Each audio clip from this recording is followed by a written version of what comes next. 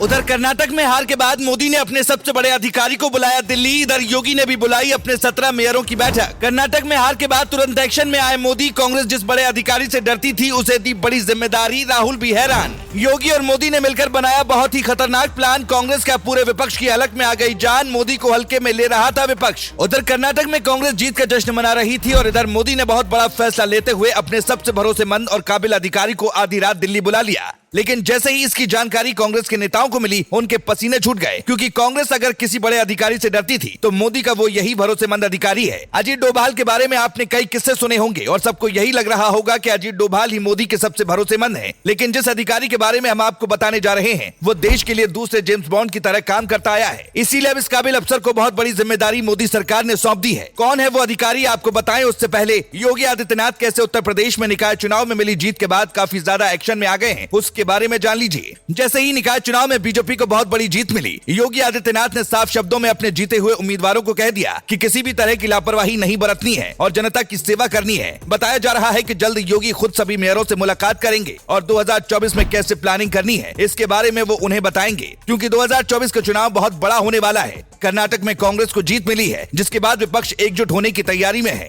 हालांकि विपक्ष के एकजुट होने से मोदी को कुछ खास फर्क नहीं पड़ने वाला, लेकिन योगी कोई रिस्क नहीं लेना चाहते हैं। इसीलिए उन्होंने अभी से अपने सभी जीते हुए उम्मीदवारों को मैदान में उतरने के आदेश दे दिए हैं। यानी जीते हुए उम्मीदवार नेताजी बन के घर के अंदर अब बैठ नहीं पाएंगे, उन्हें जनता के लिए काम करना ही होगा। लेकिन इधर योगी आदित्यनाथ ने अपने लोगों को टाइट किया। उधर प्रवीण सूद के रूप में सीबीआई को नया डायरेक्टर मिल गया। आप जानकर हैरान हो जाएंगे, लेकिन ये सच है। मोदी सरकार ने सीबीआई के जिस डायरेक्टर को जिम्मेदारी सौंपी है वो कर्नाटक के डीजीपी है। कर्नाटक में बीजेपी को हार मिली, लेकिन इसके बावजूद मोदी ने काबिल अफसर को सीबीआई की जिम्मेदारी सौंपने का जो फैसला लिया वो दिखाता है कि मोदी किसी भी तरह का भेदभाव नहीं करते। प्रवीण सूद 1986 बैच के आईपीएस अधिकारी हैं। इनके सीबीआई डायरेक्टर बनाने के मुद्दे पर सुप्रीम कोर्ट के मुख्य जज डीवाई चंद्रचूड़ और प्रधानमंत्री सहमत थे। अब यही भारत की सबसे बड़ी जांच एजेंसी की जिम्मेदारी संभालेंगे। हालांकि सूद के नाम पर लोकसभा में कांग्रेस के नेता अधीर रंजन चौधरी को ऐतराज था। दरअसल सीबीआई निदेशक की नियुक्ति करने वाली 3 सदस्यीय समिति में वो भी शामिल है। इसीलिए अधीर रंजन चौधरी ने सूद की उम्मीदवारी के खिलाफ दलीलें रखी, लेकिन कहते हैं जो काबिल होता है मोदी सरकार में उसको ही मौका मिलता है। और इसी कड़ी में आपसी सहमति के बाद प्रवीण सूद के नाम पर आखिरी मुहर लगा दी गई। बता दें कि सीबीआई की कमान अभी सुबोध कुमार जायसवाल के हाथ में है, लेकिन उनका 2 साल का कार्यकाल इसी महीने 25 तारीख को खत्म हो रहा है। उनके बाद रेस में सबसे सीनियर सूद ही हैं। आपको बता दें कि प्रवीण सूद की गिनती बेहद तेज तर्रार अधिकारियों में होती है। इन्होंने कई अधिकारियों को सलाखों के पीछे पहुंचाया है। प्रवीण सूद हिमाचल प्रदेश के कांगड़ा के रहने वाले हैं। उनके पिता ओम प्रकाश सूद दिल्ली सरकार में क्लर्क थे। सूद की स्कूलिंग दिल्ली के सरकारी स्कूल में हुई है। इसके बाद उन्होंने आईआईटी दिल्ली से इलेक्ट्रिकल इंजीनियरिंग में बीटेक किया। मतलब प्रवीण सूद ने काबिलियत के दम पर इस पद पर अपनी दावेदारी पेश की है। आपको बता दें कि केवल 22 साल की उम्र में ही सूद आईपीएस अधिकारी बन गए थे।